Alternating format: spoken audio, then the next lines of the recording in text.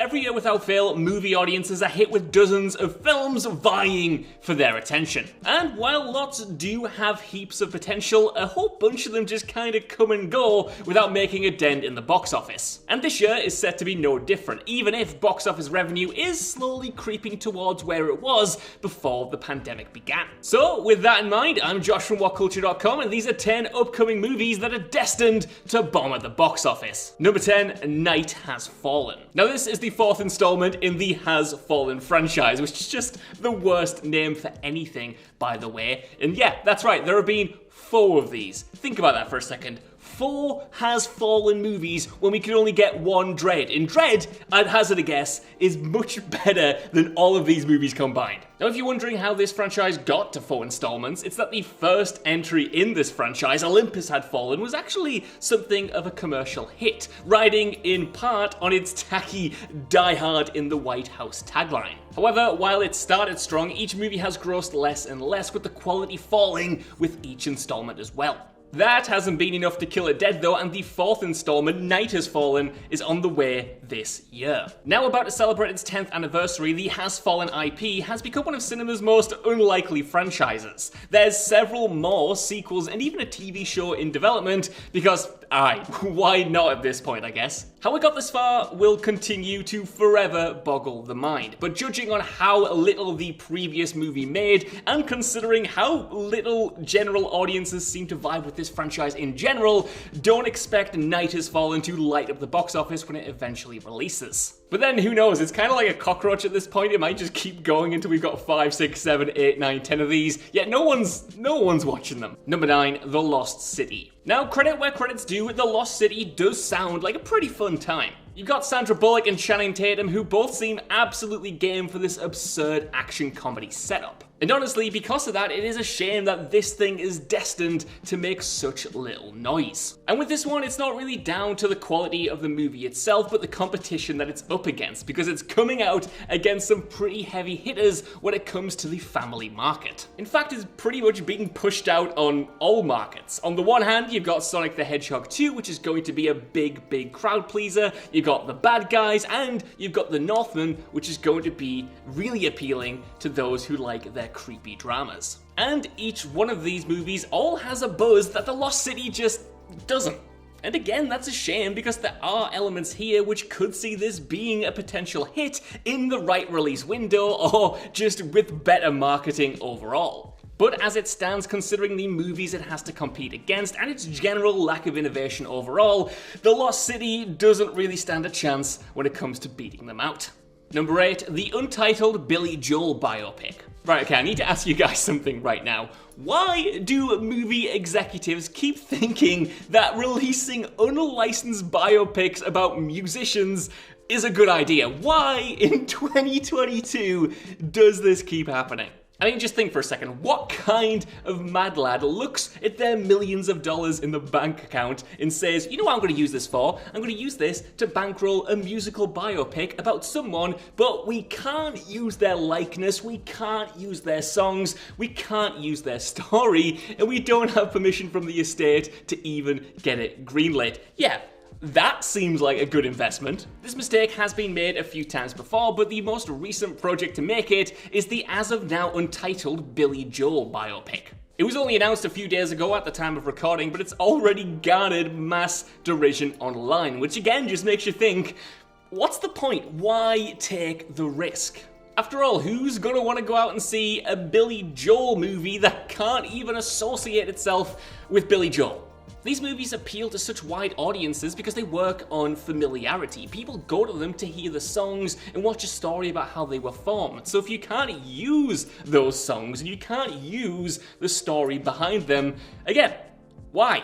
I mean, just take a look at that David Bowie biopic Stardust from a few years ago. That had all of the same roadblocks in front of it, and it made no money. Nobody liked it, nobody went to see it. It was just a complete disaster that everyone called from the moment it was announced. And that's why this Billy Joel biopic, should it even get made, will be a complete and utter bomb. Number 7, Puss in Boots: The Last Wish. Now, don't worry if you didn't even know that this long overdue sequel to DreamWorks' Puss in Boots was even in development, because the studio has done their best to keep it hush-hush. It's been years and it was barely discussed, and then it was just kind of thrown out and announced a few weeks ago. This time around though, for the 5 of you who are interested, the movie will follow Antonio Banderas' titular cat as he tries to get back his 9 lives. Set to release 11 long years after the previous movie, The Last Wish is set to hit theaters come October 2022. Now look, I'm not going to get as angry at this one as I did the previous entry. I mean, The Last Wish will probably tick the boxes when it comes to the family-friendly animated fare, but why this movie and why now?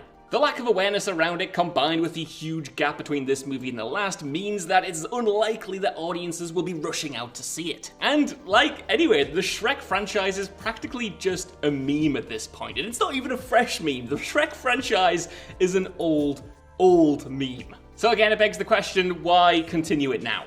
And hey, who knows, there might be enough love left for this franchise that it does become a surprise hit, and we will have to wait and see on that. But judging by the lack of buzz at the moment, I wouldn't bet my house on it. Number 6, Elvis. Now, Elvis's surefire status as a flop doesn't have anything really to do with its perceived lack of quality. Instead, this is another movie that's going to be absolutely killed by the films that it releases around. And that's because this thing is going to have to compete with Jurassic World Dominion and Lightyear for box office supremacy. That's already stiff competition, but when you think about other recent biopics like Judy and Respect not doing very well at the box office either, and you've got to see that the writing could be on the wall for this one. And of course, there's the reality of it releasing during the pandemic, as box office numbers have shown that older audiences are more hesitant to return to the cinema, and a movie like Elvis is absolutely going to appeal to an older demographic. There was once a time where people absolutely flocked to movies like this. I mean, just look at the success of Bohemian Rhapsody or even Rocketman, but it appears like that era is well and truly over. Number 5, Firestarter. Universal's commitment to adapting Stephen King stories on the big screen is about to hit a real second wind over the coming years. And the thing that's going to kickstart that is actually a remake of Firestarter. That's kind of a pun. Firestarter, Kickstarter. It's almost a joke. I think I deserve credit for that almost being a pun. It's nearly there, thank you, I am trying very hard. The thing about this one though is that while Stephen King is of course a lucrative name at the moment, the biggest successes from King adaptations recently have come in the realm of streaming.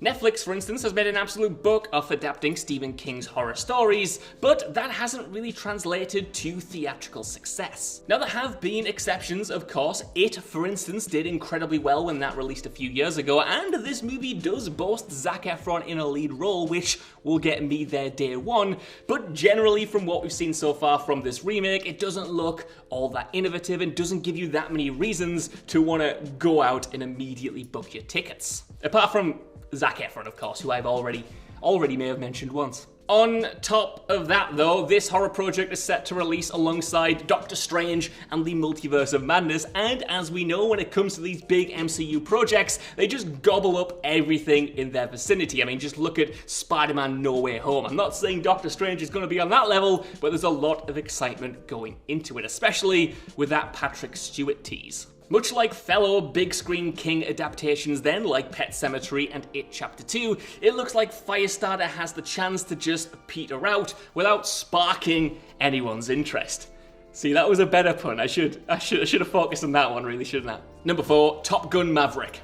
Like Firestarter, Top Gun Maverick has the unfortunate honour of facing off against Doctor Strange in the Multiverse of Madness and Jurassic World Dominion, which more or less guarantees that it's going to be eaten up. And whilst the release of these two blockbusters alone is almost guaranteeing Top Gun Maverick's death, there's also the fact that this belated sequel in itself doesn't have too much buzz around it, especially in the mainstream. It's another one of those legacy sequels that feels a little overdue, and that's not just because it was delayed due to the pandemic, and also we need to take into account Tom Cruise's box office history, which outside of the Mission Impossible movies recently hasn't been all that good. I'm sure Maverick will get some fans of the 80s classic in seats, and I'm sure a lot of people will really take to its dedication to practical action set pieces. I know that's really interesting for me, but when you put it up against the other two movies, it just doesn't really seem like it's going to justify its $150 million production budget.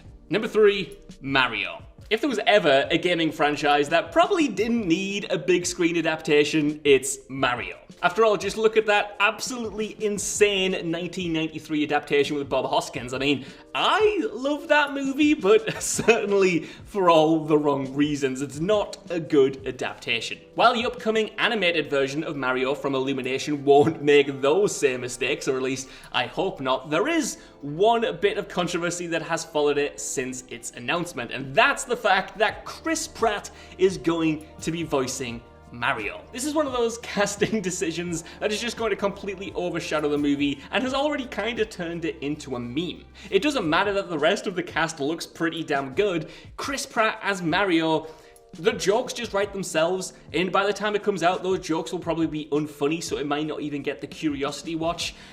I don't know what to tell you. It just has cash grab written all over it, and it's going to take the studio to do the impossible to pull this one around in the public consciousness. But that has admittedly happened before. I mean, if you look at the first trailers for the Sonic the Hedgehog movie, everyone thought that was going to be an immediate bomb, but the studio did listen and make some changes, namely Sonic's design, and they pulled that one around, and now Sonic the Hedgehog is considered like one of the best video game adaptations ever, and its upcoming sequel has been getting a load of buzz by giving the fans what they wanted from an adaptation. The question is, can Mario pull off the same trick? I don't think so, but I want to know what you guys think down in the comments below. Number 2, Fantastic Beasts: The Secrets of Dumbledore.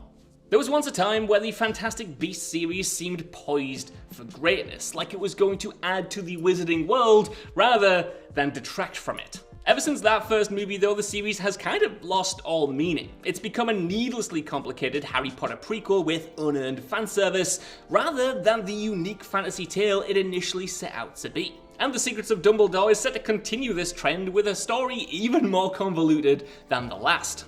And considering how poorly the previous movie performed both critically and commercially, this doesn't bode all that well for the upcoming sequel. And all of this is without getting into the controversies surrounding this production. From J.K. Rowling's social media output to Johnny Depp's firings to WB's internal issues, this thing just seems doomed.